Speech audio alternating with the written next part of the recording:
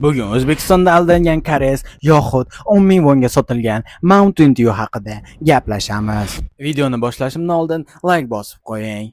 Bundan 2-3 kun avval Koreyadagi mashhur bloger O'zbekistonga sayohat qilgan va sayohat davomida O'zbekiston haqida juda yaxshi fikrlarni bildirgan, o'zbek odamlari samimiyligini va yaxshi, mehribon ekanligini aytib o'tgan, lekin bu uzoqqa cho'zilmagan. Toshkentdagi qaysidir magazinga borib, uni Mountain Dew ichgisi kelib qolgan va u Mountain Dewni 10 ming wonga sotib olish kerakligi xayoliga ham kelmagan bo'lsa kerak. To'g'risi akalar, yog'ini o'zbek tilida gapirib beraman. To'g'risi unaqa gapira olman ekan.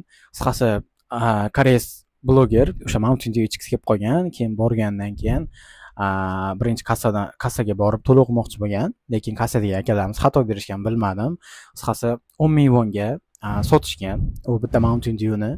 Keyin u koreys bundan anaqa hayron bo'lganda, chunki tushunishlaring uchun, qisqasi Koreyada Mountain Dew 2 ming won bo'ladigan bo'lsa, uni kartasidan 10 ming wonga yechib olishgan. Qisqasi keyin koreyslar asabi buzilib ketganda bu narsaga, qanaqasiga bunaqa narx bo'lishi mumkin deb tushuntirgan, lekin akamiz inglizini yaxshi bilmagan.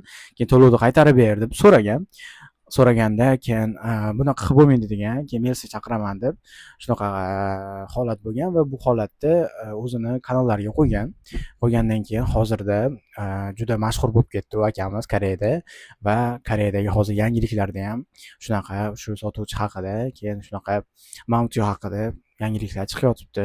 Shuning uchun akalar ehtiyot bo'lamiz. U koreys bo'ladimi, o'zbek tilini tushunmaydimi? Qasi unaqa bo'lmaylik akalar, chunki donalab yig'gan hurmatimizni qanaqadir qadrsiz narsani orqasidan o'zbekligimizni, hurmatimizni yo'qotmaylik. Qisqasi video shunaqa haqida edi. Like bosib qo'yinglar, qo'llab-quvvatlaylik. Yangi blogerlardanman.